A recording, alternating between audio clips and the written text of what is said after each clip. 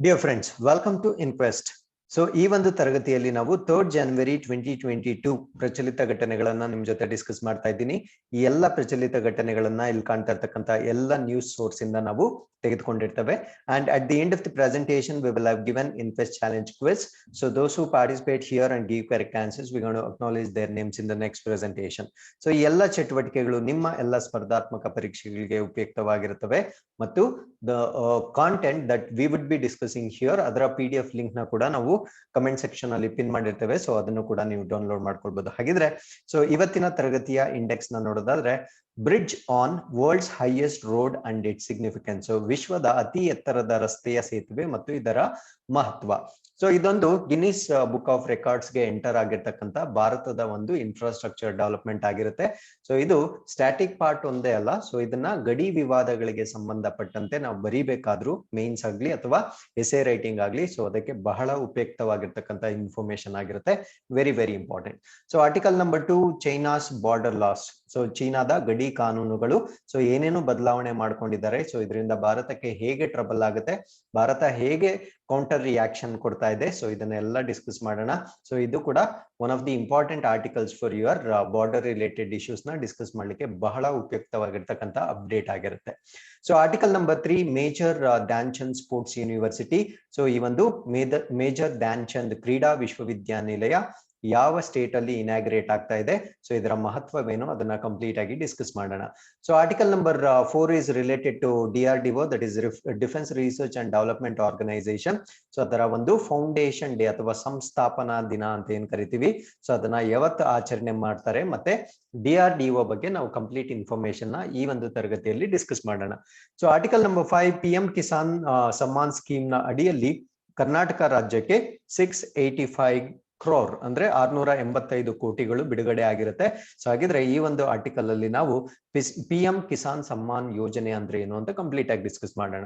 So before going into all these articles, so these are the key answers for Inquest challenge number 51. So you can just pause the video and go through the answers. And we appreciate Shobha Shri, Siddharuda, then Pramod, then Sachin, Hemlata, Banu, Veerashaiva, Savitri, and Basamma for giving correct answers. Thank you very much. So Inquest challenge number 52 ಕೂಡ ಇಲ್ಲೇ answers ಕೊಟ್ಟಿದ್ದೀವಿ. So ಎರಡು ಪ್ರಶ್ನೆಗೂ option D ಸರಿಯಾದ ಉತ್ತರ ಆಗಿರುತ್ತೆ. So once again we appreciate Basamma, Banu, then Pramod, then Hemlata, Veerashaiva, Murugappa, then Nagaraj, then Doddihal, Kaushik ಮತ್ತೆ Vasant Gowda for giving correct answers. Thank you very much for your participation. So with this, let's get into the first article. So bridge on world's highest road and its significance. So ವಿಶ್ವದ ಅತಿ ಎತ್ತರದ ರಸ್ತೆಯ ಸೇತುವೆ ಮತ್ತು ಅದರ ಮಹತ್ವವನ್ನ ನಾವು ತಿಳ್ಕೊಳ್ತಾ ಬರೋಣ. ಸೊ ಇಲ್ಲಿ ಒನ್ ಇಂಪಾರ್ಟೆಂಟ್ ಸಿಗ್ನಿಫಿಕೆಂಟ್ ಪಾಯಿಂಟ್ ಏನು ಅಂದ್ರೆ ಈ ರಸ್ತೆಯನ್ನ ಎಷ್ಟು ಅಡಿಗಳ ಎತ್ತರದಲ್ಲಿ ನಿರ್ಮಾಣ ಮಾಡಿದ್ದಾರೆ, ಸಿ ಲೆವೆಲ್ಗಿಂತ ಸಮುದ್ರ ಮಟ್ಟಕ್ಕಿಂತ ಎಷ್ಟು ಎತ್ತರದಲ್ಲಿ ನಿರ್ಮಾಣ ಮಾಡಿದ್ದಾರೆ, ಆ ಪಾಯಿಂಟ್ ಮೇಲೆ ಇದು ಗಿನ್ನಿಸ್ ಬುಕ್ ಆಫ್ ರೆಕಾರ್ಡ್ಸ್ ಗೆ ಎಂಟರ್ ಆಗಿರುತ್ತೆ. ಸೊ ಟೋಟಲಿ ನಮ್ಮ ಒಂದು ಡಿಫೆನ್ಸ್ ಮಿನಿಸ್ಟರ್ ಏನ್ ಮಾಡಿರ್ತಾರೆ ಅಂದ್ರೆ ಸೊ 27 ಪ್ರಾಜೆಕ್ಟ್ಸ್ ನ ಇನಾಗ್ರೇಟ್ ಮಾಡಿದ್ದಾರೆ. So they are built by BRO. So BRO ನ ನಾವು ಬಾರ್ಡರ್ ರೋಡ್ಸ್ ಆರ್ಗನೈಸೇಷನ್ ಅಂತ ಕರಿತೀವಿ. ಸೊ ಇದರಲ್ಲಿ ಟೋಟಲ್ 24 ಬ್ರಿಡ್ಜಸ್ ಬರುತ್ತೆ ಮತ್ತೆ 3 ರೋಡ್ಸ್ ಬರುತ್ತೆ. ಸೊ ಇದರಲ್ಲಿ ಒಟ್ಟು 24 ಸೇತುವೆಗಳು ಮತ್ತು 3 ರಸ್ತೆಗಳು ಬರುತ್ತೆ. So one of the bridges, so ಈ 24 ಬ್ರಿಡ್ಜಸ್ ಅಲ್ಲಿ ಒನ್ ಆಫ್ ದಿ ಬ್ರಿಡ್ಜಸ್ ಅಂದ್ರೆ ಒಂದು ಸೇತುವೆ ಬಗ್ಗೆ ನಾವು ಡಿಸ್ಕಸ್ ಮಾಡ್ತಾ ಇದೀವಿ. So one of the bridges is on what has now become the world's highest motorable road passing through a pass situated at an elevation of 19,000 feet. So this is what is the significant achievement of this particular construction. ಅಂದ್ರೆ 19,000 ಅಡಿ ಎತ್ತರದಲ್ಲಿರುವ ಒಂದು pass ಮೂಲಕ ಹಾದು ಹೋಗುವ ವಿಶ್ವದ ಅತಿ ಎತ್ತರದ motor ರಸ್ತೆಯಾಗಿ ಮಾರ್ಪಟ್ಟಿರುವ ಸೇತುವೆಗಳಲ್ಲಿ ಇದೊಂದು ಆಗಿರುತ್ತೆ. ಅಂದ್ರೆ ಮೋಟರಬಲ್ ರೋಡ್ ಅಂದ್ರೆ where vehicles can move. So ಅದನ್ನ ಒಂದು ಪಾಸ್ ಬರುತ್ತೆ ಅಥವಾ ಕಣಿವೆ ಅಂತ ನಾವೇನ್ ಕರಿತೀವಿ. ಸೊ ಅಲ್ಲಿ ಒಂದು ಬ್ರಿಡ್ಜ್ ಇರುತ್ತೆ, ಆ ರಸ್ತೆಯ ಮೇಲೆ ಈ ಒಂದು ಸೇತುವೆಯನ್ನ ನಿರ್ಮಾಣ ಮಾಡಿರ್ತಾರೆ. So that is about 19,000 above the C level ಆಗಿರುತ್ತೆ. ಹಾಗಿದ್ರೆ ಇದಕ್ಕಿಂತ ಮುಂಚೆ ಯಾವ್ದು ರೆಕಾರ್ಡ್ ಇತ್ತು ಅನ್ನೋದಕ್ಕಿಂತ ಮುಂಚೆ ಸೊ ಇದರ ಸ್ಟ್ರೆಚ್ ಎಷ್ಟಿದೆ ಅಂದ್ರೆ 52 ಕಿಲೋಮೀಟರ್ಸ್ ಇರುತ್ತೆ. ಸೊ 52 ಕಿಲೋಮೀಟರ್ ಸ್ಟ್ರೆಚ್ ಅಲ್ಲಿ ಇರುತ್ತೆ. So this is made of black top tarmac road is in South Ladakh. So this is very very important. So ಇದು ಎಲ್ಲಿರುತ್ತೆ ಅಂತ ನಿಮ್ಗೆ ಏನಾದ್ರೂ ಪ್ರಶ್ನೆ ಕೇಳಿದ್ರೆ, ಸೊ ಸೊ ಬ್ಲಾಕ್ ಟಾಪ್ ತಾರು ರಸ್ತೆ ಅಂದ್ರೆ ಡಾಂಬರ್ ಆಗಿರ್ತಕ್ಕಂಥ ಒಂದು ರಸ್ತೆ ಆಗಿರುತ್ತೆ. ಸೊ ಇದನ್ನ ನಾವು ದಕ್ಷಿಣ ಲಡಾಖ್ ನಲ್ಲಿ ಕಾಣಬಹುದು. ಸೊ ಇದೇನೇನ ಕನೆಕ್ಟ್ ಮಾಡುತ್ತೆ ಅಂದ್ರೆ so it is connecting Chishumle, then Demchok, and passing through Umlingla Pass, Umlingla at over 19,000 feet. So ಇದು ಚಿಶುಮ್ಲೆ ಡೆಮ್ಚುಕ್ ಅನ್ನು ಸಂಪರ್ಕ ಮಾಡುತ್ತೆ ಮತ್ತು ಉಮ್ಲಿಂಗ್ಲಾ ಮೂಲಕ 19,000 ಅಡಿಗಳ ಮೇಲೆ ಇದು ಹಾದು ಹೋಗುತ್ತೆ. ಸೊ ಅದರಿಂದ ಇದಕ್ಕೆ ಗಿನ್ನಿಸ್ ವರ್ಲ್ಡ್ ರೆಕಾರ್ಡ್ಸ್ ಏನಿರುತ್ತೆ, ಗಿನ್ನಿಸ್ ವಿಶ್ವ ದಾಖಲೆಗಳು ಏನಿರುತ್ತೆ, ಸೊ ಅದರಲ್ಲಿ ಅತಿ ಎತ್ತರದ ಮೋಟಾರು ರಸ್ತೆ ಎಂದು ಗುರುತಿಸಿ, ಅಂದ್ರೆ ಹೈಯೆಸ್ಟ್ ಮೋಟರಬಲ್ ರೋಡ್ ಅಂತ ಗುರುತಿಸಿ ಸೊ ಇದನ್ನ ಗಿನ್ನಿಸ್ ಬುಕ್ ಆಫ್ ರೆಕಾರ್ಡ್ಸ್ ಗೆ ಎಂಟರ್ ಮಾಡಿರ್ತಾರೆ. ಹಾಗಿದ್ರೆ ಇದಕ್ಕಿಂತ ಮುಂಚೆ ಯಾವ ರಸ್ತೆಯನ್ನ ಗಿನ್ನಿಸ್ ಬುಕ್ ಆಫ್ ರೆಕಾರ್ಡ್ಸ್ ಗೆ ಎಂಟರ್ ಮಾಡಿದ್ರು ಅಂದ್ರೆ ಸೊ ದಿಸ್ ಇಸ್ ವಾಟ್ ಬೊಲಿವಿಯಾದಲ್ಲಿ ಬರ್ತಕ್ಕಂತ ಒಂದು ರಸ್ತೆ ಆಗಿರುತ್ತೆ. So which connects the volcano Uturuncu at 18,953 feet. ಅಂದ್ರೆ ಹಿಂದಿನ ದಾಖಲೆ ಬೊಲಿವಿಯಾದಲ್ಲಿರ್ತಕ್ಕಂಥ ಜ್ವಾಲಾಮುಖಿ ಉಟುರುಂಕವನ್ನು ಸಂಪರ್ಕ ಮಾಡ್ತಕ್ಕಂಥ 18,953 ಅಡಿಗಳಷ್ಟು ಸಂಪರ್ಕಿಸುವ ರಸ್ತೆ ಆಗಿರುತ್ತೆ. ಸೊ ನಮ್ದು ಇವಾಗ 19,000 ಫೀಟ್ ಆಗಿರುತ್ತೆ. ಸೊ ಇದಕ್ಕಿಂತ ಮುಂಚೆ 18,000 ಚೇಂಜ್ ಫೀಟ್ ಅಲ್ಲಿ ಇರ್ತಕ್ಕಂಥ ಒಂದು ರಸ್ತೆಯನ್ನ ಗಿನ್ನಿಸ್ ಬುಕ್ ಆಫ್ ರೆಕಾರ್ಡ್ಸ್ ಗೆ ಎಂಟರ್ ಮಾಡಿರ್ತಾರೆ. ಸೊ ಈ road actually built in very challenging conditions because you all know Ladakh alli temperature conditions bahala horrible ಇರುತ್ತೆ. ಸೊ -40 ಡಿಗ್ರೀಸ್ ಗಿಂತ ಕಡಿಮೆ ಇರುತ್ತೆ. ಸೊ ಈ ತರ ಟೆಂಪರೇಚರ್ ಅಲ್ಲಿ ಇಷ್ಟು ಗಿನ್ನಿಸ್ ಬುಕ್ ಆಫ್ ರೆಕಾರ್ಡ್ಸ್ ಗೆ ಎಂಟರ್ ಆಗ್ತಕ್ಕಂಥ ರಸ್ತೆ ನಿರ್ಮಾಣ ಮಾಡಿರ್ತಕ್ಕಂಥದ್ದು ಒಂದು ಅಮೇಸಿಂಗ್ ಅಚೀವ್ಮೆಂಟ್ ಆಗಿರುತ್ತೆ. So one more reason, see temperature is not the only constraint, there is one more reason, that is oxygen level ಏನಾಗುತ್ತೆ ಅಂದ್ರೆ ಈ ಪ್ರದೇಶಗಳಲ್ಲಿ ಕೆಲವೊಂದು ಸಾರಿ 50% ಗಿಂತ ಕಡಿಮೆ ಆಗಿರುತ್ತೆ. ಸೊ 50% ಗಿಂತ ಕಡಿಮೆ ಆದಾಗ it becomes very difficult for them to breathe there. So ಇಷ್ಟು ಹಾರಿಬಲ್ ಕಂಡೀಷನ್ಸ್ ಅಲ್ಲೂ ಕೂಡ ಇದನ್ನ ನಿರ್ಮಾಣ ಮಾಡಿರ್ತಾರೆ. So why it matters, so ಈ ತರ ಮಹತ್ವವೇನು ಅನ್ನೋದನ್ನ ನಾವು ಡಿಸ್ಕಸ್ ಮಾಡ್ತಾ ಬರೋಣ. ಸೊ BRO ಇದನ್ನ ನಿರ್ಮಾಣ ಮಾಡಿದೆ ಅಂತ ಹೇಳಿದೆ, ಅಂದ್ರೆ ಬಾರ್ಡರ್ ರೋಡ್ ಆರ್ಗನೈಸೇಷನ್ ಇದನ್ನ ನಿರ್ಮಾಣ ಮಾಡಿದೆ ಅಂತ ಹೇಳಿದೆ. ಸೊ ಇದು ಲಡಾಖ್ ಅಲ್ಲಿ ಬರ್ತಕ್ಕಂಥ ಒಂದು ಪ್ರಾಜೆಕ್ಟ್, ಬಹಳ ಇಂಪಾರ್ಟೆಂಟ್, ಜ್ಞಾಪಕ ಇರ್ಬೇಕು ನಿಮ್ಗೆ. ಮತ್ತೆ ಈ ಪ್ರಾಜೆಕ್ಟ್ ನ ಒಂದು ವಿಶೇಷವಾಗಿರ್ತಕ್ಕಂಥ ನೇಮ್ ಕೊಟ್ಟಿರ್ತಾರೆ, ಅದನ್ನ ನಾವು ಹಿಮಾಂಕ್ ಅಂತ ಕರಿತೀವಿ. ಸೊ BRO ನ ಒಂದು ವಿಶೇಷವಾದ ಪ್ರಾಜೆಕ್ಟ್. ಸೊ ಹಿಮಾಂಕ್ ನ ಒಂದು ಭಾಗವಾಗಿ ಸೊ ಈ ಒಂದು ಪ್ರಾಜೆಕ್ಟ್ ನ ತೆಗೆದುಕೊಂಡಿರ್ತಾರೆ. ಸೊ ಇದು ಏನೇನ ಕನೆಕ್ಟ್ ಮಾಡುತ್ತೆ ಅಂದ್ರೆ, ಸೊ ಇನ್ನೂ ಬೆಟರ್ ಎಕ್ಸ್ಪ್ಲನೇಷನ್ ಕೊಡೋದಾದ್ರೆ, so it provides a direct route from Chisumle. So ಚಿಶುಮ್ಲೆಯಿಂದ, ಸೊ ಚಿಶುಮ್ಲೆ ಏನಕ್ಕೆ ಇಂಪಾರ್ಟೆಂಟ್ ಅಂದ್ರೆ, so which lies on the major roads coming from Leh, Karu and Nyoma. So Nyoma ಅನ್ನೋ ಪ್ರದೇಶಗಳಿಗೆ ಇದು ಕನೆಕ್ಟ್ ಆಗ್ತಕ್ಕಂಥ ಒಂದು ರಸ್ತೆ ಆಗಿರುತ್ತೆ. All of which have important military station. So ಇದು ನಮ್ಗೆ ಡಿಫೆನ್ಸ್ ರಿಲೇಟೆಡ್ ಬಹಳ ಮುಖ್ಯವಾಗಿರುತ್ತೆ. ಸೊ ಎಲ್ಲ ಪ್ರದೇಶಗಳು ಯಾವ್ದಾದ್ರು ಲೇ, ಕಾರು ಮತ್ತು ನ್ಯೋಮಾದಲ್ಲಿ ನಮ್ಮ ಮಿಲಿಟರಿ ಸ್ಟೇಷನ್ಸ್ ಇರುತ್ತೆ. ಸೊ ಇದನ್ನ ಎಲ್ಲಿ ಕನೆಕ್ಟ್ ಮಾಡುತ್ತೆ ಅಂದ್ರೆ ಡೆಮ್ಚೋಕ್ ಗೆ ಕನೆಕ್ಟ್ ಮಾಡ್ತಕ್ಕಂಥ ಒಂದು ರಸ್ತೆ ಆಗಿರುತ್ತೆ. So which is close to the line of actual control. This is very important, that is in between India and China. So ಎಲ್ಲಿ ನಮ್ಗೇನಾದ್ರೂ ಅನ್ರೆಸ್ಟ್ ಉಂಟಾದಾಗ ಈ ಪ್ರದೇಶದಲ್ಲಿ, ಸೊ ನಮ್ಮ ಮಿಲಿಟರಿ ಟ್ರೂಪ್ ನ ಅಲ್ಲಿಗೆ ಕಳಿಸ್ಲಿಕ್ಕೆ ಈ ರಸ್ತೆ ಬಹಳ ಸ್ಟ್ರಾಟಜಿಕಲ್ ಇಂಪಾರ್ಟೆನ್ಸ್ ಆಗಿರುತ್ತೆ. ಸೊ ಹಾಗಿದ್ರೆ ಚಿಶುಮ್ಲೆಯಿಂದ ಇದೇನನ್ನ ಕನೆಕ್ಟ್ ಮಾಡುತ್ತೆ ಅಂದ್ರೆ, ಚಿಶುಮ್ಲೆಯಿಂದ ಲೇ, ಕರು ಮತ್ತು ನ್ಯೋಮಿಯಾದಿಂದ ಬರ್ತಕ್ಕಂಥ ಪ್ರಮುಖ ರಸ್ತೆಗಳಲ್ಲಿ ಇದೊಂದಾಗಿರುತ್ತೆ. ಯಾವುದು ಚಿಶುಮ್ಲೆ ಅನ್ನೋದು. ಸೊ ಇವೆಲ್ಲವೂ ಪ್ರಮುಖ ಮಿಲಿಟರಿ ನಿಲ್ದಾಣಗಳನ್ನ ಹೊಂದಿರ್ತವೆ. ಅಂದ್ರೆ ನಮ್ಮ ಮಿಲಿಟರಿ ಕ್ಯಾಂಪ್ಸ್ ಈ ಪ್ರದೇಶಗಳಲ್ಲಿ ನಾವು ಕ್ಯಾಂಪ್ ಮಾಡ್ಕೊಂಡಿರ್ತೀವಿ. ಸೊ ಇವುಗಳನ್ನೆಲ್ಲವನ್ನ ಡೆಮ್ಚೋಕ್ಗೆ ನೇರ ಮಾರ್ಗವನ್ನು ಒದಗಿಸ್ತಕ್ಕಂಥ ಒಂದು ವ್ಯವಸ್ಥೆ ಆಗಿರುತ್ತೆ. ಸೊ ಇದು ಲೈನ್ ಆಫ್ ಆಕ್ಚುಯಲ್ ಕಂಟ್ರೋಲ್ ಏನಿರುತ್ತೆ, ಆಕ್ಚುಯಲ್ ಕಂಟ್ರೋಲ್ ರೇಖೆಗೆ ಸಂಪರ್ಕ ಮಾಡ್ತಕ್ಕಂಥ ಒಂದು ರಸ್ತೆ ಆಗಿರುತ್ತೆ. ಸೊ ಅದರಿಂದ ಇದು ತುಂಬಾ ಸ್ಟ್ರಾಟಜಿಕ್ ಇಂಪಾರ್ಟೆನ್ಸ್ ಆಗಿರುತ್ತೆ. Because we know that so Demchok ಅನ್ನೋದು it is point of contention ಆಗಿರುತ್ತೆ, ಅಂದ್ರೆ ವಿವಾದಗಳ ಒಂದು ಪ್ರದೇಶವಾಗಿರೋದ್ರಿಂದ. ಸೊ ಈ ಪ್ರದೇಶಕ್ಕೆ ರಸ್ತೆ ಇಲ್ದಿದ್ರೆ ನಾವು ವಿವಾದನ ಬಗೆಹರಿಸಿಕೊಳ್ಳಿಕ್ಕೆ ಸಾಧ್ಯನೇ ಇಲ್ಲ. ಆದ್ರಿಂದ this is strategic importance to our defence and protection of our border. So you can see here Umlingla pass ಅಂತ ಹೇಳಿದ್ನಲ್ವಾ. ಸೊ ಇಲ್ಲಿ ಹಾದು ಹೋಗ್ತಕ್ಕಂಥ ಒಂದು ರಸ್ತೆ ಅಥವಾ ಬ್ರಿಡ್ಜ್ ಆಗಿರುತ್ತೆ. So here you can see Leh. So this is actually Jammu and Kashmir, you can see here. So ಈ ಒಂದು ಉಮ್ಲಿಂಗ್ಲಾ ಪಾಸ್ ಮುಖಾಂತರ ಹಾದು ಹೋಗ್ತಕ್ಕಂಥ ಒಂದು ಸ್ಟ್ರಕ್ಚರ್ ಇದಾಗಿರುತ್ತೆ. So this is what Umlingla 19,300, precise number ಬಂದು 19,300 feet, but in general we call it as 19,000 feet ಆಗಿರುತ್ತೆ. So ಇದು highest motorable road in the world ಆಗಿರುತ್ತೆ. ಸೊ ಅದು ಬಹಳ ಇಂಪಾರ್ಟೆಂಟ್ ಆಗಿರ್ತಕ್ಕಂಥ ಇನ್ಫಾರ್ಮೇಶನ್ ಆಗಿರುತ್ತೆ. So with this we have come to the second article. So this is second article.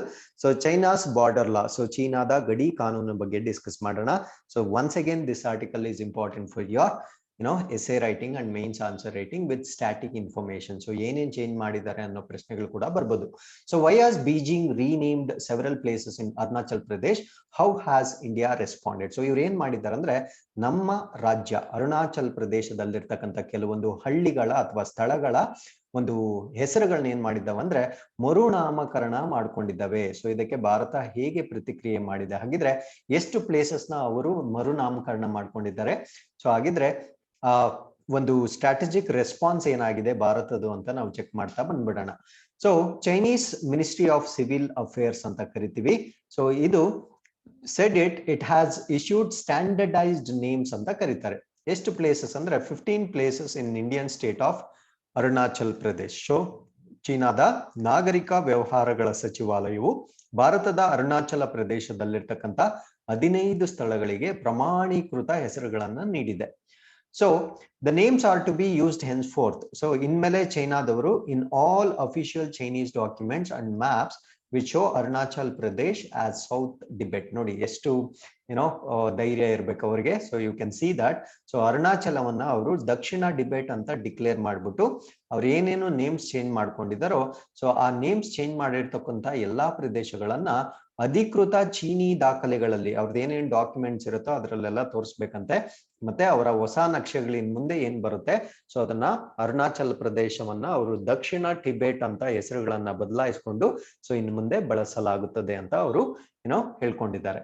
So this issuing of the names ಏನಿದೆ, so new land border law taking into effect from January 1st 2022 ಅಂದ್ರೆ ಇವರೊಂದು ಹೊಸ ಗಡಿ ಕಾನೂನನ್ನ ಮಾಡ್ತಾ ಇದ್ದಾರೆ. So ಈ ಹೊಸ ಭೂಗಡಿ ಕಾನೂನು ಮಾಡ್ಲಿಕ್ಕಿಂತ ಮುಂಚೆ ಸೊ ಈ ಒಂದು ನೇಮ್ಸ್, ಸೊ ಈ ಎಲ್ಲಾ ಹೆಸರುಗಳು 1ನೇ ಜನವರಿ 2022 ಅಂದ್ರೆ first day of this year ಇಂದ ಚಾಲ್ತಿಗೆ ಬರ್ತಕ್ಕಂತ ಹಾಗೆ ಇವರೊಂದು ಬದಲಾವಣೆಗಳನ್ನ ಮಾಡ್ಕೊಂಡಿದ್ದಾರೆ. ಸೊ ಈ ಬದಲಾವಣೆಗಳನ್ನ ಮಾಡ್ಕೊಂಡು so new land border, so ಹೊಸ ಭೂಗಡಿ ಕಾನೂನುಗಳನ್ನ ಅವರು ಈಗ ತರಲಿದ್ದಾರೆ. ಸೊ ಇಂಡಿಯಾ ರೆಸ್ಪಾಂಡ್ ಮಾಡಿದೆ ಅದಕ್ಕೆ. ಸೊ ಇಂಡಿಯಾ ಏನಂತ ರೆಸ್ಪಾಂಡ್ ಮಾಡಿದೆ ಅಂತ ನೋಡೋದಾದ್ರೆ, so assigning invented names will not alter the facts on the ground or Arunachal Pradesh status as the integral part of India. So ಈ ಒಂದು ಆವಿಷ್ಕರಿಸಿದ ಹೆಸರುಗಳನ್ನ ಏನ್ ಕೊಟ್ಟಿದ್ದಾರೆ, ಸೊ ನೀವು ಏನ್ ನೇಮ್ಸ್ ಕೊಟ್ಕೊಂಡ್ರು ಅರುಣಾಚಲ್ ಪ್ರದೇಶ ಭಾರತದ ಅವಿಭಾಜ್ಯ ಅಂಗವಾಗಿದೆ, ಅದರ ಸ್ಥಾನಮಾನವನ್ನ ಯಾವುದೇ ಕಾರಣಕ್ಕೂ ಬದಲಾಯಿಸಲಿಕ್ಕೆ ಆಗಲ್ಲ ಅಂತ ಹೇಳ್ತಾ ಇದ್ದಾರೆ.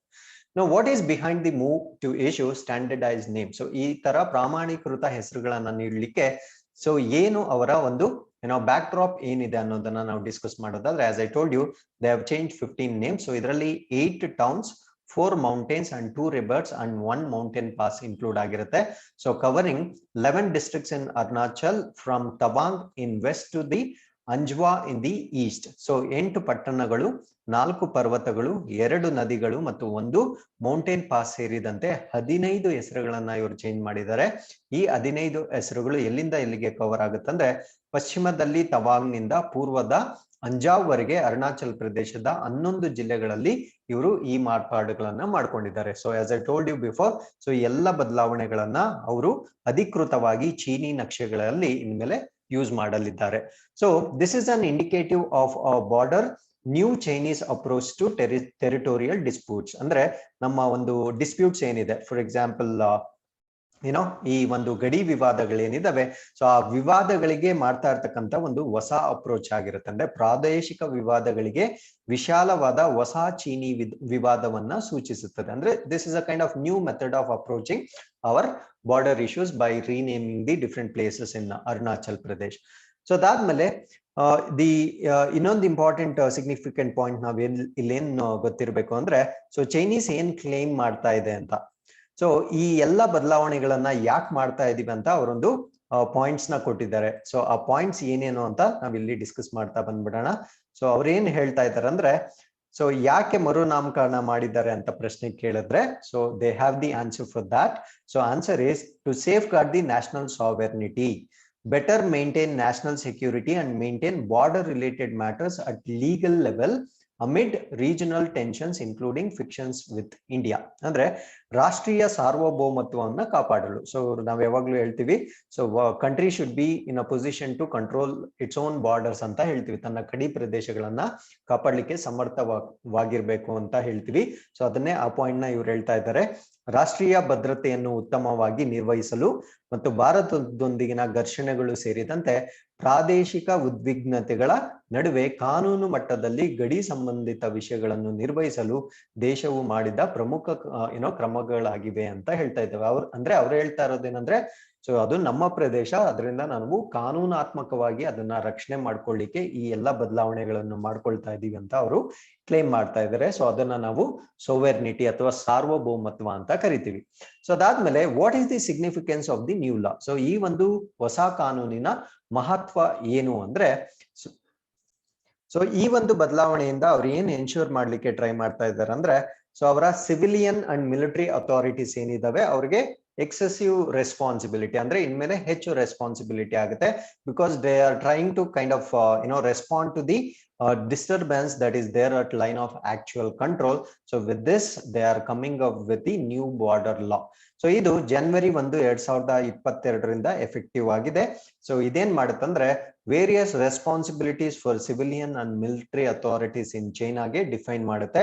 So they have to take steps in safeguarding national sovereignty. So ನಾನು ಮುಂಚೆನೆ ಹೇಳ್ದಾಗೆ ಈ ಒಂದು ಲೈನ್ ಆಫ್ ಆಕ್ಚುಯಲ್ ಕಂಟ್ರೋಲ್ ಏನು ನಮ್ಮ ಒಂದು ವಿವಾದಾತ್ಮಕ ಪ್ರದೇಶವಿದೆ, ಸೊ ಆ ಒಂದು ಪ್ರದೇಶದಲ್ಲಿ January 1, 2022 ಜಾರಿಗೆ ಬಂದ ಗಡಿ ಕಾನೂನು ಅವರ ರಾಷ್ಟ್ರೀಯ ಸಾರ್ವಭೌಮತ್ವವನ್ನು ಕಾಪಾಡಲು ಕ್ರಮಗಳನ್ನ ಕೈಗೊಳ್ಳಲು ಚೀನಾದಲ್ಲಿನ ನಾಗರಿಕ ಮತ್ತು ಮಿಲಿಟರಿ ಅಧಿಕಾರಿಗಳಿಗೆ ವಿವಿಧ ಜವಾಬ್ದಾರಿಗಳನ್ನ ನೀಡುತ್ತೆ.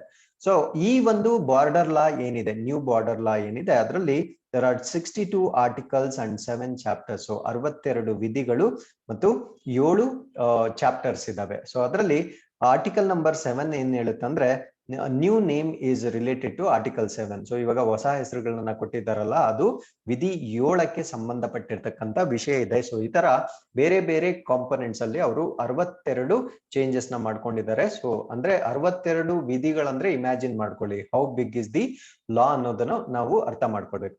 ಸೊ ಇದ್ರಲ್ಲಿ ಬರ್ತಕ್ಕಂಥ ಆರ್ಟಿಕಲ್ 22 ಅಂದ್ರೆ ವಿಧಿ 22 ಏನ್ ಹೇಳುತ್ತಂದ್ರೆ, they can engage in border drills and to resolutely prevent, stop and combat what it calls invasion, encroachments and provocation. So ಅವರ ಚೀನಾದ ವಿಧಿ 22 ಹೇಳುವಂತೆ ಚೀನಾದ ಮಿಲಿಟರಿಯು ಗಡಿ ಕವಾಯತುಗಳನ್ನ ಕೈಗೊಳ್ಬಹುದು. ಅಂದ್ರೆ ಅಲ್ಲಿ ಅವರು ಅವರ ಮಿಲಿಟರಿ ಡ್ರಿಲ್ಸ್ ನ ಮಾಡ್ತಕ್ಕಂಥದ್ದು, ಅದಾದ್ಮೇಲೆ ಆಕ್ರಮಣ, ಅತಿಕ್ರಮಣ, ಪ್ರವೇಶ ಮತ್ತೆ ಪ್ರಚೋದನೆಗಳು ಎಂದು ಕರೆಯುವುದನ್ನ ದೃಢವಾಗಿ ತಡೆಯಲು, ನಿಲ್ಲಿಸಲು ಮತ್ತು ಹೋರಾಡಲು ಕರೆ ನೀಡುತ್ತೆ. ಅಂದ್ರೆ ವಾಟ್ ಎವರ್ ದೇ ಇಮ್ಯಾಜಿನ್, ಅಂದ್ರೆ ನಾವು ಆ ಪ್ರದೇಶಕ್ಕೆ ಎಂಟರ್ ಆದ್ರೆ ಅದನ್ನ ನಾವು ಎನ್ಕ್ರೋಚ್ಮೆಂಟ್ ಅಂತ ಡಿಕ್ಲೇರ್ ಮಾಡ್ತೀವಿ, ಅತಿಕ್ರಮಣ, ಪ್ರವೇಶ ಅಂತ ಡಿಕ್ಲೇರ್ ಮಾಡ್ತೀವಿ. ಸೊ ಅದನ್ನ ಡಿಕ್ಲೇರ್ ಮಾಡಿ ನಾವು ಅದಕ್ಕೆ ಸೂಟಬಲ್ ಆಕ್ಷನ್ಸ್ ನ ತಗೊಳ್ತೀವಿ ಅಂದ್ಬಿಟ್ಟು this new law of China says. So how it will affect the India China border dispute? So Bharat China ಗಡಿ ವಿವಾದದ ಮೇಲೆ ಇದು ಹೇಗೆ ಪರಿಣಾಮ ಬೀರುತ್ತೆ?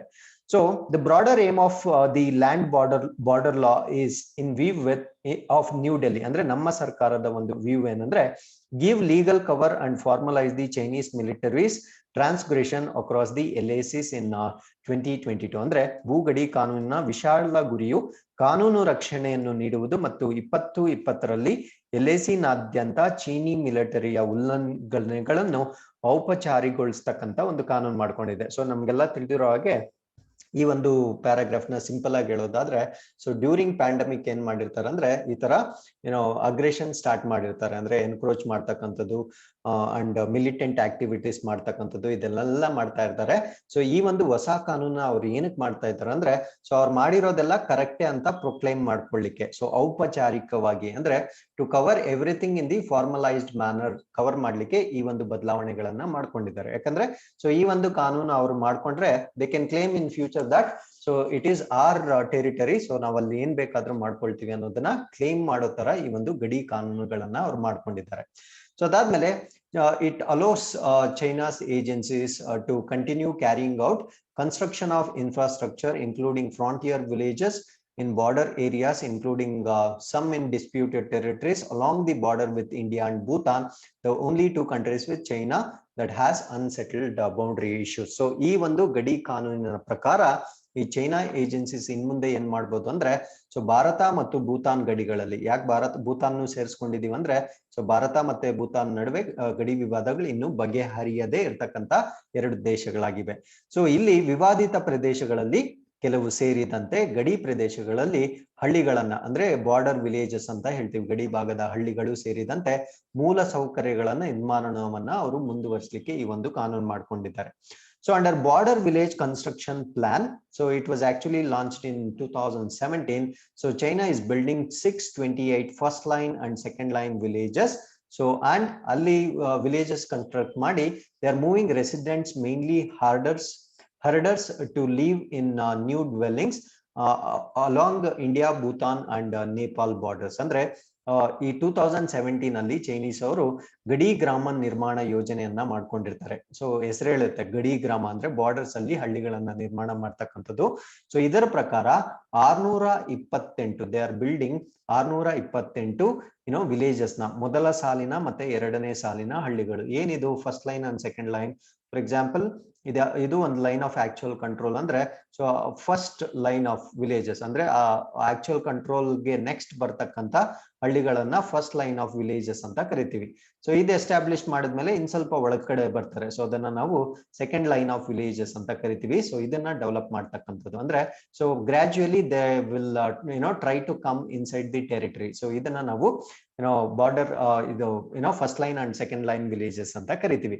ಸೊ ಬರೀ ನಿರ್ಮಾಣ ಮಾಡ್ಬಿಟ್ಟು ಬಿಟ್ಟು ಬಿಡೋದಿಲ್ಲ, ಅಲ್ಲಿ ಹರ್ಡರ್ಸ್ ಏನಿರ್ತಾರೆ ಅಂದ್ರೆ ಕುರಿಗಾಹಿಗಳಾಗಿರ್ಬೋದು ಅಥವಾ ಶೆಲ್ಟರ್ ಇಲ್ದೇ ಇರ್ತಕ್ಕಂಥವ್ರು ಇರ್ಬೋದು, ಆತರ. So this is just one of the examples. ಆತರ ಯಾರ್ಯಾರಿಗೆ ಶೆಲ್ಟರ್ ಇರೋದಿಲ್ಲ ಅವ್ರನ್ನ ಬಂದು ಅಲ್ಲಿ ಆಬ್ವಿಯಸ್ಲಿ ಯಾರಿಗ ಮನೆ ಇಲ್ಲ ಅವ್ರು ಬಂದು ಇಲ್ಲಿರ್ರಿ ಅಂದ್ರೆ ಆಬ್ವಿಯಸ್ಲಿ ಅವ್ರಿಗೆ ಒಂದ್ ಶೆಲ್ಟರ್ ಸಿಕ್ಕುತ್ತಂತ ಆರಾಮಾಗಿ ಹೋಗ್ತಾರೆ. ಸೊ ಈ ಸ್ಟ್ರಾಟಜಿನ ಅವರು ಯೂಸ್ ಮಾಡ್ಕೊಳ್ತಾ ಇದ್ದಾರೆ. ಸೊ ಅಲ್ಲಿ ಅವ್ರಿಗೆ ಉಳ್ಕೊಳ್ಳಿಕ್ಕೆ ಉಚಿತವಾಗಿ ವ್ಯವಸ್ಥೆ ಮಾಡಿಕೊಟ್ಟು, ಸೊ ಇದೇ ರೀತಿಯಲ್ಲಿ ಭಾರತ, ಭೂತಾನ್ ಮತ್ತು ನೇಪಾಳದ ಗಡಿಯುದ್ದಕ್ಕೂ ಅವರು ಹಳ್ಳಿಗಳನ್ನ ನಿರ್ಮಾಣ ಮಾಡ್ಕೊಳ್ತಾ ಬರ್ತಾ ಇದ್ದಾರೆ. So this is kind of dangerous in future. So ಅದನ್ನ ನಾವು ಕೌಂಟರ್ ಮಾಡ್ಲಿಲ್ಲ ಅಂದ್ರೆ so definitely they can claim the areas. So this is what map ಅಲ್ಲಿ ನೋಡೋದಾದ್ರೆ ಸೊ ಇಲ್ಲಿ 3 ಸೆಕ್ಟರ್ಸ್ ಆಗಿ ನಾವು ಡಿವೈಡ್ ಮಾಡ್ಬೋದು. ಅಂದ್ರೆ ಡಿಸ್ಪ್ಯೂಟೆಡ್, ಮೇಜರ್ ಡಿಸ್ಪ್ಯೂಟ್ ಇರ್ತಕ್ಕಂಥ ಪ್ರದೇಶಗಳು ವಿತ್ ಚೈನಾ. ಸೊ ಒಂದನ್ನ ವೆಸ್ಟರ್ನ್ ಸೆಕ್ಟರ್ ಅಂತ ಕರಿತೀವಿ, ಇನ್ನೊಂದನ್ನ ಈಸ್ಟರ್ನ್ ಸೆಕ್ಟರ್ ಅಂತ ಕರಿತೀವಿ, ಇನ್ನೊಂದನ್ನ ಮಿಡಲ್ ಸೆಕ್ಟರ್ ಅಂತ ಕರಿತೀವಿ. ಸೊ ವೆಸ್ಟರ್ನ್ ಸೆಕ್ಟರ್ ಬಂದು ಅಕ್ಸೈ ಚಿನ್. ಸೊ ಇಲ್ಲಿ ಯೆಲ್ಲೋ ಕಲರ್ ಪ್ರದೇಶ ಕಾಣಿಸ್ತಾ ಇದೆಯಲ್ವಾ, ಸೊ ಇದನ್ನ ನಾವು ಅಕ್ಸೈ ಚಿನ್ ಅಂತ ಕರಿತೀವಿ. ಈ ಮರೂನ್ ಕಲರ್ ಲೈನ್ ನ ನಾವು ಲೈನ್ ಆಫ್ ಆಕ್ಚುಯಲ್ ಕಂಟ್ರೋಲ್ ಅಂತ ಕರಿತೀವಿ. ಸೊ ಇವಾಗ ಈ ಅಕ್ಸೈ ಚಿನ್ ಪ್ರದೇಶ ಏನಿದೆ, ಯೆಲ್ಲೋ ಕಲರ್ ನೀವು ಏನ್ ಕಾಣ್ತಾ ಇದ್ದೀರಲ್ಲ, ಸೊ ಇದನ್ನ ಟೋಟಲಿ ಚೈನಾ ಅಕ್ವೈರ್ ಮಾಡಿಕೊಂಡು ಅಲ್ಲಿ ತಮ್ಮದೇ ಆದ ಅಡ್ಮಿನಿಸ್ಟ್ರೇಷನ್ ನಡೆಸ್ತಾ ಇದೆ. ಹಾಗಿದ್ರೆ ಇದರ ಹಿಸ್ಟಾರಿಕ್ ಡೆವಲಪ್ಮೆಂಟ್ಸ್ ನ ನೋಡೋದಾದ್ರೆ the Aksai Chin barren plateau that was part of the former princely states of Jammu and Kashmir. ಅಂದ್ರೆ ಮುಂಚೆ ಇದು ಜಮ್ಮು ಅಂಡ್ ಕಾಶ್ಮೀರದ ಪ್ರಿನ್ಸ್ಲಿ ಸ್ಟೇಟ್ಸ್ ಗೆ ಸೇರಿರ್ತಕ್ಕಂತ ಒಂದು ಪ್ರದೇಶ ಆಗಿರುತ್ತೆ. And has been administered by Chinese since 1962. 1962ರಿಂದ ಇದು ಚೈನೀಸ್ ಅವರ ಆಡಳಿತದಲ್ಲಿರ್ತಕ್ಕಂಥ ಒಂದು ಪ್ರದೇಶ ಆಗಿದೆ. Sino Indian border conflict. So ಒಂದು ಯುದ್ಧ ನಡೆದಿರುತ್ತೆ ಇಂಡಿಯಾ ಮತ್ತೆ ಚೈನಾ ಮಧ್ಯೆ, ಅದನ್ನ ನಾವು ಸೈನೋ ಇಂಡಿಯನ್ ಬಾರ್ಡರ್ ಕಾನ್ಫ್ಲಿಕ್ಟ್ ಅಂತ ಕರಿತೀವಿ. ಸೊ ಆ ಒಂದು ಯುದ್ಧದ ನಂತರ ಅವರು ಇದನ್ನ ಅಕ್ವೈರ್ ಮಾಡಿಕೊಂಡು ಒಂದು ಲೈನ್ ಆಫ್ ಆಕ್ಚುಯಲ್ ಕಂಟ್ರೋಲ್ ಅಂತ ಮಾಡಿರ್ತಾರೆ. So one of the main causes of that war was India's Discovery of a road China built through the region which India considered its territory. So ಈ ಒಂದು cyano Indian border conflict ಏನಾಗಿತ್ತು ಅದಕ್ಕೆ ಕಾರಣ ಏನು ಅಂದ್ರೆ so ಚೈನಾದವರು ಒಂದು ರಸ್ತೆ ನಿರ್ಮಾಣ ಮಾಡಿರ್ತಾರೆ. ಸೊ ಭಾರತದವರು ಆ ರಸ್ತೆ ನಿರ್ಮಾಣ ಭಾರತದ ಟೆರಿಟರಿಯಲ್ಲಿ ಮಾಡಿದಿರಾ ಅಂತ ಒಂದು ಯುದ್ಧ ಮಾಡ್ತಾರೆ 1962ರಲ್ಲಿ. ಸೊ ಬಟ್ ಅವಾಗ ಅವರು ಆ ಒಂದು ರಸ್ತೆ ನಿರ್ಮಾಣದ ಪ್ರದೇಶ ನಮ್ಮದೇ ಅಂತ ಕ್ಲೇಮ್ ಮಾಡಿಕೊಂಡು so line of actual control ನ ಡಿಸೈನ್ ಮಾಡಿರ್ತಾರೆ. ಸೊ ಇವಾಗ ಈ ಅಕ್ಸೈ ಚಿನ್ ಏನಿದೆ ಸೊ ಅದು ಸಂಪೂರ್ಣ ಭಾರತದ ಪ್ರದೇಶವಾಗಿದ್ರು ಚೈನಾ ಅಡ್ಮಿನಿಸ್ಟ್ರೇಷನ್ ಅಲ್ಲಿ ಇರ್ತಕ್ಕಂಥ ಒಂದು ಪ್ರದೇಶವಾಗಿದೆ. ಸೊ ಇದು ವೆಸ್ಟರ್ನ್ ಸೆಕ್ಟರ್ ಅಲ್ಲಿ ಬರ್ತಕ್ಕಂಥ ಒಂದು ಡಿಸ್ಪ್ಯೂಟ್ ಆಗಿದೆ. So very important for your mains and essay writing. So ಅದಾದ್ಮೇಲೆ ಈಸ್ಟರ್ನ್ ಸೆಕ್ಟರ್ ಇವಾಗ ಪ್ರಾಬ್ಲಮ್ ಮಾಡ್ತಾ ಇರ್ತಕ್ಕಂಥದ್ದು ಈ ಪ್ರದೇಶದಲ್ಲಿ ಈಸ್ಟರ್ನ್ ಸೆಕ್ಟರ್ ಅಲ್ಲಿ. ಸೊ ಅದು ಅರುಣಾಚಲ್ ಪ್ರದೇಶ್ ಅಂತ ಕರಿತೀವಿ. ಸೊ ಈ ಯೆಲ್ಲೋ ಕಲರ್ ಇದೆಯಲ್ವಾ, so this is complete Arunachal Pradesh. So this is where you can see Tibet. This is where we have China. So Tibet is under the control of China. So China claims a portion of Indian state of Arunachal Pradesh as South Tibet. So Arunachal ಪ್ರದೇಶದ ಕೆಲವೊಂದು ಪ್ರದೇಶಗಳನ್ನ ಅವರು South Tibet ಅಂತ declare ಮಾಡ್ಕೊಂಡಿದ್ದಾರೆ and does not recognise the McMahon line established in 1914 by the British and Tibetan representatives. So 1914 ಅಲ್ಲಿ ಏನಾಗಿತ್ತು ಅಂದ್ರೆ ಟಿಬೇಟ್ ಮತ್ತೆ ಇಂಡಿಯಾ ಮಧ್ಯೆ 1914 ಅಲ್ಲಿ as we all know it was colonial rule ಇರೋ ಟೈಮ್ ಅಲ್ಲಿ ಬ್ರಿಟಿಷರು ಮತ್ತೆ ಟಿಬೇಟಿಯನ್ ರೆಪ್ರೆಸೆಂಟೇಟಿವ್ ಮಧ್ಯೆ ಒಂದು ಬಾರ್ಡರ್ ಲೈನ್ ಆಗಿರುತ್ತೆ, ಅದನ್ನ ನಾವು ಮೆಕ್ಮೋಹನ್ ಲೈನ್ ಅಂತ ಕರಿತೀವಿ. ಸೊ ಆ ಲೈನ್ಗೆ ಡಿಕ್ಲೇರ್ ಆಗಿತ್ತು. ಸೊ ಅಲ್ಲಿಂದ ಆಚೆಗೆ ಟಿಬೆಟ್ದು, ಅಲ್ಲಿಂದ ಒಳಗಡೆ ಬಂದ್ರೆ ಇಂಡಿಯಾದಂತ ಡಿಕ್ಲೇರ್ ಆಗಿತ್ತು, ಅದನ್ನ ನಾವು ಮೆಕ್ಮೋಹನ್ ಲೈನ್ ಅಂತ ಕರಿತೀವಿ. So this was formed in 1914, but Chinese ಅದನ್ನ ಎಸ್ಟಾಬ್ಲಿಷ್ ಮಾಡ್ತಾ ಇಲ್ಲ, ಅಂದ್ರೆ that line is not correct ಅಂತ ಅವರು ಮಾಡ್ತಾ ಇರ್ತಕ್ಕಂಥ ಡಿಸ್ಪ್ಯೂಟ್ ಆಗಿರುತ್ತೆ. China withdrew its troops behind the McMahon line, so which it refers to as line of actual control, after the 1962 border war. So ಇಲ್ಲಿ 1962 border war ಆಗಿರುತ್ತೆ.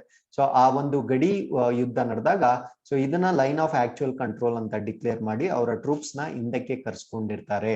But ಇಲ್ಲಿ ಅಕ್ಸೈ ಚಿನ್ ಅಲ್ಲಿ ಹಂಗಾಗಿರಲ್ಲ. So ಅವರು ಟ್ರೂಪ್ ನ ಹಿಂದಕ್ಕೆ ಕರ್ಸ್ಕೊಳ್ಳಲ್ಲ, ಅದ್ರ ಬದಲು ಸೊ ಇನ್ ಸ್ವಲ್ಪ ಒಳಗಡೆಗೆ ಅವರು ಎನ್ಕ್ರೋಚ್ ಮಾಡ್ಕೊಂಡಿರ್ತಾರೆ. So this is what is the difference between western sector and eastern sector. So next ಬರೋಣ ಮಿಡಲ್ ಸೆಕ್ಟರ್ಗೆ. ಸೊ ಸಿಕ್ಕಿಂ ನ ನಾವು ಮಿಡಲ್ ಸೆಕ್ಟರ್ ಡಿಸ್ಪ್ಯೂಟ್ ಅಂತ ಕರಿತೀವಿ. ಸೊ ಇದು ಅಫಿಷಿಯಲಿ ಏನಾಗಿತ್ತಂದ್ರೆ ಮುಂಚೆ Sikkim officially became an Indian state in 1975. 1975ರಲ್ಲಿ ಅದು ಅಧಿಕೃತವಾಗಿ ಭಾರತಕ್ಕೆ ಸೇರಿದಂತಹ ಒಂದು ಪ್ರದೇಶವಾಗಿರುತ್ತೆ.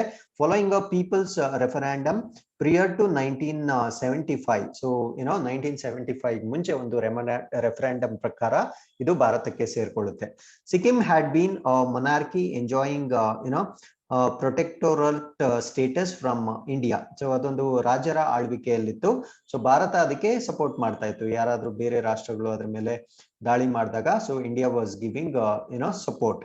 So Chinese map portrays Sikkim as an independent country. So but Chinese map ಏನ್ ಮಾಡ್ತಾರೆ, ಅದು ಒಂದು ಮೊನಾರ್ಕ್ ಸ್ಟೇಟಸ್ ಇದ್ದಿದ್ರಿಂದ ಅದೊಂದು ಇಂಡಿಪೆಂಡೆಂಟ್ ಒಂದು ದೇಶವಾಗಿದೆ.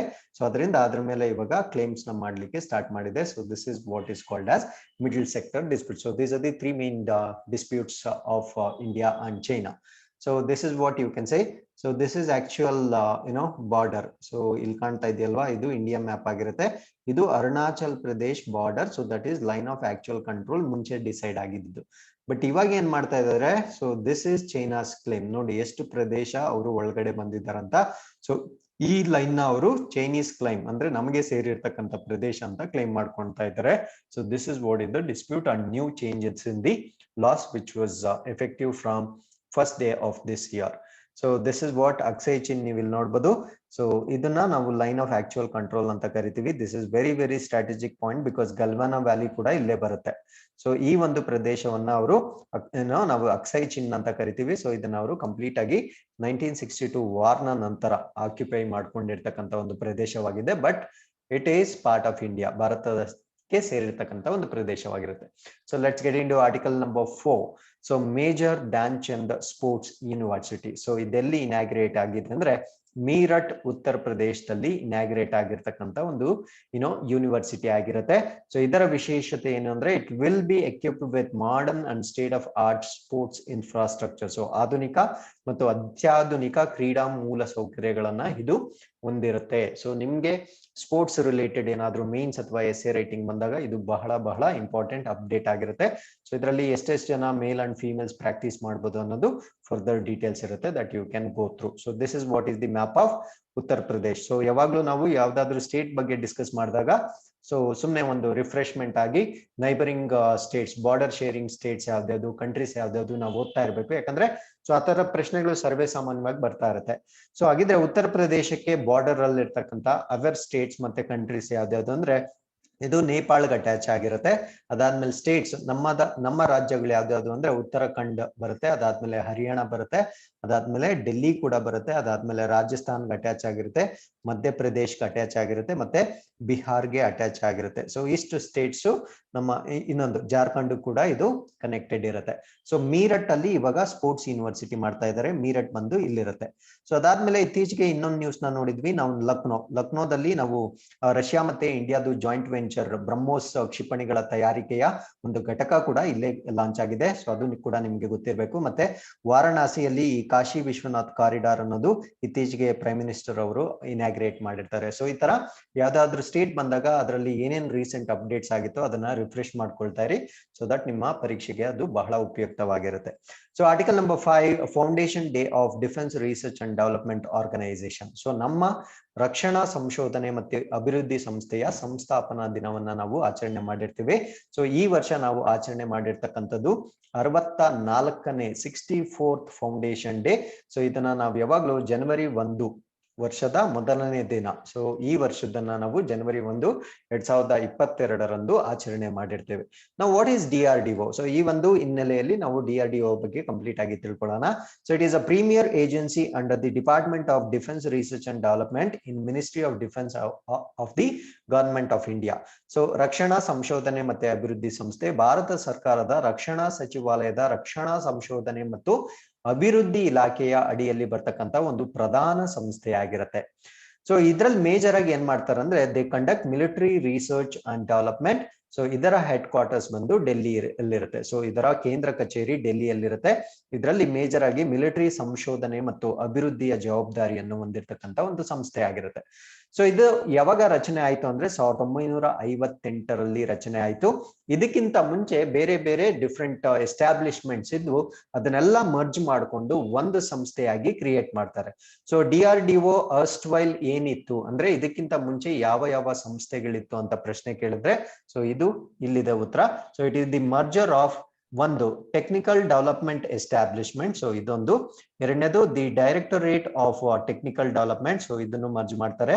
ಅದಾದ್ಮೇಲೆ then we have production of the Indian Ordnance Frontier, so ಇದು ಮೂರನೇದಾಗುತ್ತೆ. ಈ ಮೂರನ್ನು ಡಿಫೆನ್ಸ್ ಸೈನ್ಸ್ ಆರ್ಗನೈಸೇಷನ್ ಅಂತ ಇರುತ್ತೆ, ಅದ್ರ ಜೊತೆ ಮರ್ಜ್ ಮಾಡ್ತಾರೆ. ಅಂದ್ರೆ ಸೊ ತಾಂತ್ರಿಕ ಅಭಿವೃದ್ಧಿ ಸ್ಥಾಪನೆ ಮತ್ತೆ ಭಾರತೀಯ ಆರ್ಡಿನೆನ್ಸ್ ಫ್ಯಾಕ್ಟರಿಗಳ ತಾಂತ್ರಿಕ ಅಭಿವೃದ್ಧಿ ಮತ್ತು ಉತ್ಪಾದನೆಯ ನಿರ್ದೇಶನಾಲಯವು ರಕ್ಷಣಾ ವಿಜ್ಞಾನ ಸಂಸ್ಥೆಯೊಂದಿಗೆ ವಿಲೀನಗೊಂಡು ಒಂದೇ ಒಂದು ಸಂಸ್ಥೆ ಆಗಿರುತ್ತೆ. ಅದನ್ನ ನಾವು proudly we can say DRDO because it has contributed to our defense a lot.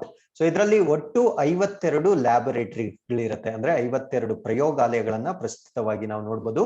So ಇದರಲ್ಲಿ ಅವರು ವೇರಿಯಸ್ ಫೀಲ್ಡ್ಸ್ ಅಲ್ಲಿ they do research and develop technologies like aeronautics, armaments, electronics, land combat engineering, life sciences, materials, missiles ಮತ್ತೆ naval system. And DRDO is the India's largest and most diverse research organisations ಆಗಿರುತ್ತೆ. So aeronautics ಶಸ್ತ್ರಾಸ್ತ್ರಗಳು, ಎಲೆಕ್ಟ್ರಾನಿಕ್ಸ್ಗಳು ಮತ್ತೆ ಭೂ ಯುದ್ಧ ಇಂಜಿನಿಯರಿಂಗ್ಗಳು, ಜೀವ ವಿಜ್ಞಾನ, ಅನೇಕ defence ವಸ್ತುಗಳು, ಕ್ಷಿಪಣಿಗಳು ಮತ್ತು ನೌಕಾ ವ್ಯವಸ್ಥೆಗಳಲ್ಲಿ ಇದು ತಂತ್ರಜ್ಞಾನಗಳನ್ನ ಅಭಿವೃದ್ಧಿಪಡಿಸುತ್ತೆ ಮತ್ತು ಭಾರತದ ಅತಿ ದೊಡ್ಡ ಮತ್ತು ವೈವಿಧ್ಯಮಯ ಸಂಶೋಧನಾ ಸಂಸ್ಥೆಗಳಲ್ಲಿ ಇದು ಒಂದಾಗಿರುತ್ತೆ. ಸೊ ಇದರಲ್ಲಿ there are around 5,000 scientists. So 5,000 ವಿಜ್ಞಾನಿಗಳಿರ್ತಾರೆ. ಅವರ ಜೊತೆ 25,000 other subordinate scientific, technical and supporting personnel irtare. And these 5,000 scientists belonging to Defense Research and Development Service anta karitivi, DRDS anta karitivi. So ರಕ್ಷಣಾ ಸಂಶೋಧನೆ ಮತ್ತು ಅಭಿವೃದ್ಧಿ ಸೇವೆ ಅಂತ ಕರಿತೀವಿ. ಸೊ ಆ ಒಂದು ಸೇವೆಯಲ್ಲಿ 5,000 ವಿಜ್ಞಾನಿಗಳಿರ್ತಾರೆ. ಅದರ ಜೊತೆ ಸುಮಾರು 25,000 ಇತರ ಅಧೀನ ವೈಜ್ಞಾನಿಕ, ತಾಂತ್ರಿಕ ಮತ್ತು ಪೋಷಕ ಸಿಬ್ಬಂದಿಗಳನ್ನ ನಾವು ನೋಡ್ಬೋದು. So here is what you can see the logo of our DRDO ಸಂಸ್ಥೆಯ. ಓಕೆ, ಸೊ ಅದಾದ್ಮೇಲೆ ಇದರ ಮೋಟೋ ಏನು ಅಂದ್ರೆ, ನಮ್ಮ DRDOದು ಮೋಟೋ ಅಂದ್ರೆ ಲೋಗೋದಲ್ಲಿ ಒಂದು ಪಂಚ್ ಲೈನ್ ಅಥವಾ ಥೀಮ್ ಇರುತ್ತೆ. ಸ್ಟ್ರೆಂತ್ಸ್ ಆರಿಜಿನ್ ಇನ್ ಸೈನ್ಸ್, ಅಂದ್ರೆ ನಮ್ಮ ಒಂದು ಸ್ಟ್ರೆಂತ್ ವಿಜ್ಞಾನದಲ್ಲಿದೆ. ಸೊ ಬಲಸ್ಯ ಮೂಲ ವಿಜ್ಞಾನಂ ಅಂತ ಹೇಳ್ತಾರೆ. ಸೊ ಇದರ ಆನ್ಯುಯಲ್ ಬಜೆಟ್ ನೀವು ನೋಡ್ಕೊಳ್ಬಹುದು. ಸೊ ಇವಾಗ ಸದ್ಯಕ್ಕಿರೋ ಡಿಫೆನ್ಸ್ ಮಿನಿಸ್ಟರ್ ಬಂದು ರಾಜನಾಥ್ ಸಿಂಗ್ ಅವರು ಆಗಿರ್ತಾರೆ. ಮತ್ತೆ ಏಜೆನ್ಸಿ ಎಕ್ಸಿಕ್ಯೂಟಿವ್ ಬಂದು present doctor G Satish Reddy chairman ಆಗಿರ್ತಾರೆ. ಮತ್ತೆ ಪೇರೆಂಟ್ ಏಜೆನ್ಸಿ ಯಾವುದು ಅಂದ್ರೆ ಮಿನಿಸ್ಟ್ರಿ ಆಫ್ ಡಿಫೆನ್ಸ್ ಕೆಳಗಡೆ ಬರ್ತಕ್ಕಂತ ಒಂದು ಸಂಸ್ಥೆ ಆಗಿರುತ್ತೆ. So with this we have come to the next article, the last one. So PM Samman ಯೋಜನೆ ಅಡಿಯಲ್ಲಿ ರಾಜ್ಯಕ್ಕೆ 685 ಕೋಟಿ ಬಿಡುಗಡೆ ಆಗಿರುತ್ತೆ. ಸೊ ಈ ನಂಬರ್ಸ್ ಇಂಪಾರ್ಟೆಂಟ್ ಆಗಲ್ಲ, ಈ ಒಂದು ಸ್ಕೀಮ್ ನಮ್ಗೆ ಇಂಪಾರ್ಟೆಂಟ್ ಆಗಿರುತ್ತೆ.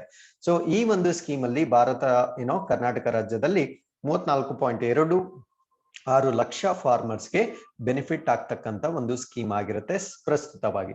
ಸೊ ಇದರಲ್ಲಿ ಏನ್ ಮಾಡ್ತಾರೆ ಅಂದ್ರೆ, ಸೊ ಈ ಒಂದು ಸ್ಕೀಮ್ ಇಂಪ್ಲಿಮೆಂಟ್ ಆಗಿದ್ದು ಫೆಬ್ರವರಿ 2019 ಅಲ್ಲಿ. So this was implemented in February 2019. So ಇದರಲ್ಲಿ ಏನು ಪ್ರಯೋಜನ ಆಗುತ್ತೆ ಅಂದ್ರೆ annual assistance of 6,000 is transferred to eligible farmers bank accounts in 3 installments. ಅಂದ್ರೆ ವಾರ್ಷಿಕ 6,000 ಸಹಾಯಧನವನ್ನ ಅರ್ಹ ರೈತರಿಗೆ ಮಾತ್ರ, ಅಂದ್ರೆ ಸಣ್ಣ ರೈತರಿಗೆ ಕೊಡ್ತಾರೆ ಇದನ್ನ, ದೊಡ್ಡ ಹಿಡುವಳಿದಾರರಿಗೆ ಕೊಡೋದಿಲ್ಲ. ಸೊ ಅವರಿಗೆ ನೇರವಾಗಿ ತಮ್ಮ ಡಿಬಿಟಿ ಅಂತ ಏನು ಕರಿತೀವಿ, ಡೈರೆಕ್ಟ್ ಬೆನಿಫಿಟ್ ಟ್ರಾನ್ಸ್ಫರ್ ಅಂತ ಕರಿತೀವಿ. ಸೊ ಇದರ ಮುಖಾಂತರ ನೇರವಾಗಿ ಅವರ ಖಾತೆಗಳಿಗೆ 6,000 ರೂಪಾಯಿ 3 ಕಂತುಗಳಲ್ಲಿ ಬಿಡುಗಡೆ ಮಾಡ್ತಕ್ಕಂಥ ಒಂದು ಯೋಜನೆ ಆಗಿರುತ್ತೆ. ಸೊ ಇದು ಸೆಂಟ್ರಲ್ ಗವರ್ಮೆಂಟ್ ಸೆಕ್ಟರ್ ಸ್ಕೀಮ್ ಆಗಿರುತ್ತೆ. So this is what.